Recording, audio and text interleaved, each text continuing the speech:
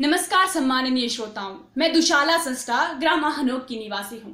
आज के मेरे इस वक्तव्य का मंतव्य अपने तहसील की समस्याएं, उनके कारण तथा उनके समाधान को जनसभा के समक्ष लाना है और साथ ही जन जन को उनके अधिकारों एवं कर्तव्यों के प्रति जागरूक करना है।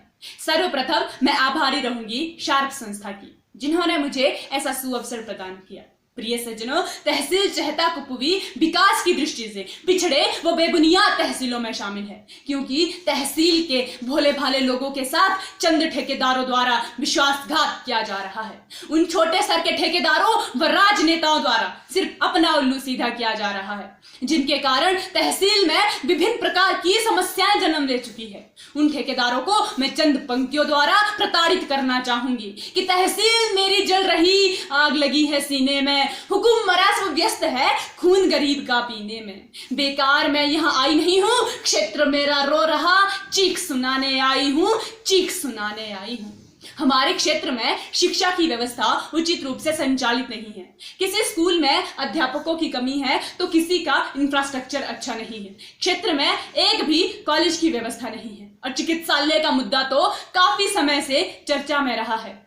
2014 में पीएचसी कुपवी को सीएचसी में परिवर्तित तो किया गया, परंतु सुविधाएं आज 5 साल बाद भी वही है।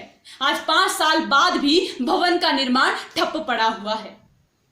इसके बावजूद भी प्रशासन द्वारा कोई सख्त कदम नहीं उठाए गए और बिजली की समस्या से तो प्रत्येक चहतावासी भली भांति परिचित है। आधे दिन बत्ती गुल रहती है। आधुनिक समय में हमारे लिए बहुत ही शर्म की बात है कि हमारी तहसील में एक भी एटीएम नहीं है और सार्वजनिक स्थलों पर शौचालय की व्यवस्था भी नहीं है। क्षेत्र में एम्प्लॉयड का स्तर तथा प्रति व्यक्ति आय भी कुछ खास नहीं है। सरकार द्वारा हर घर में नल का जो प्रस्ताव पारित किया गया था, हमारी तहसील में आते आते ना जाने वो कहां गुल हो गया। हर घर में शौचालय की स्कीम भी सिर्फ कुछ घरों तक ही पहुंच पाई। सिंचाई की सुविधाएं आदि बहुत सारी ऐसी स्कीमें हैं जो धरातल पर दिखी ही नहीं।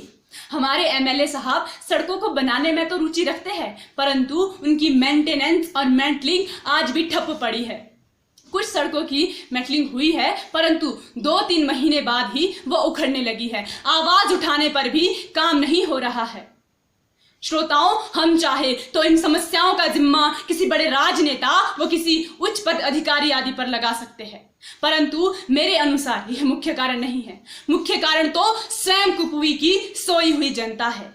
मेरा मंतव्य कुपवी की जनता की भावनाओं को ठेस पहुंचाना नहीं है, बल्कि उन्हें जागरूक करना है कि आ गया है वक्त, अब बतने फिजा बदलो यारो, कुछ तो करो, यूं ना खामोश रहो यारो। जिस वक्त जीना गैर मुमकिन सा लगे, उस वक्त जीना फर्ज है इंसान का, और है जरूरी लहरों के संग खेलना तब जब हो समुद्र पर नशा तूफान का, जब हो समुद्र पर नशा तूफान का। मेरे उन्मुक्त क्षेत्र के प्रियजनों, मैं चाहती हूं कि आप सभी जागरूक बने, परंतु जागरूक का अर्थ भी समझे। एक जागरूक व्यक्ति अपने अधिकारों एवं कर्तव्यों को भली भांति जानता है। क्या आप जानते हैं कि एक उच्च पदाधिकारी जैसे बीडीओ तथा तहसीलदार के क्या कार्य होते हैं? क्या आप कभी उनके पास अपनी समस्याएं लेकर गए हैं? यदि गए हैं तो क्या उन्होंने आपकी समस्याओं का समाधान किया है? क्या आप जानते हैं कि एक पंचायत व तहसील के विकास के लिए सरकार द्वारा 1 वर्ष में कितनी निधि दी जाती है और उस निधि का किस प्रकार प्रयोग किया जाता है? क्या आप जानते हैं कि हमारे सिस्टम में कितनी पारदर्शिता है? हालांकि मैं आपको इन सब प्रश्नों के उत्तर बता सकती हूं, परंतु मैं चाहती हूं कि आप सभी इन प्रश्नों के उत्तर स्वयं खोजें, जिससे आपकी बुद्धि का विकास होगा तथा दूसरों पर निर्भरता समाप्त हो जाएगी।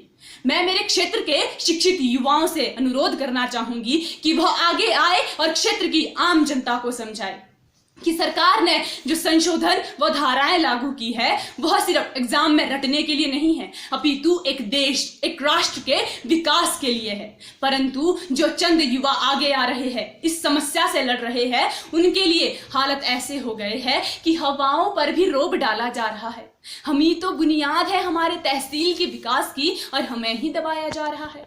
चहता वासियों, इन सभी समस्याओं के समाधान आपसे दूर नहीं अपितु आपके अंदर है। बस आपको उस चिंगारी को उजागर करना है और अपने क्षेत्र के प्रत्येक मुद्दे को उठाना है। जैसे कुछ मुद्दे मैं उठा रही हूँ, एक भव्य चिकित्सालय का निर्माण, उसमें लगभग 200 बेडों की व्यवस्था और साथ ही कम से कम 2 से 3 एम्बुलेंस की व्यवस्था, प्रत्येक पंचायत में प्राथमिक उपचार केंद्र, स्कूलों में पूरा स्टाफ, मॉडल स्कूल जैसी व्यवस्था, स्कूलों का इंफ्रास्ट्रक्चर अच्छा करना, बच्चों की बुनियादी शिक्षा पर जोर देना तथा स्कूलों में एक ईमानदार एसएमसी का गठन करना, क्षेत्र में एक कॉलेज की व्यवस्था, सार्वजनिक स्थानों पर शौचालय की व्यवस्था, बिजली की समस्या से निजात पाने के लिए बिजली के खंभों के बीच की दूरी को कम करना, जिससे तारे कसने में आसानी होगी। क्षेत्र की अनएम्प्लॉयमेंट की समस्या को समाप्त करने के लिए क्षेत्र में लघु उद्योगों जैसे एनिमल हस्बेंड्रीज, कृषि आदि पर जोर देना। अंत में मैं बस ये चंद पंक्तियां कहना चाहूंगी कि वक्त कम है, जितना दम है लगा दो, कुछ को मैं जगाती हूँ, कुछ को तुम जगा दो, कुछ को मैं जगाती हूँ, कुछ को तुम जगा दो। धन्यवाद।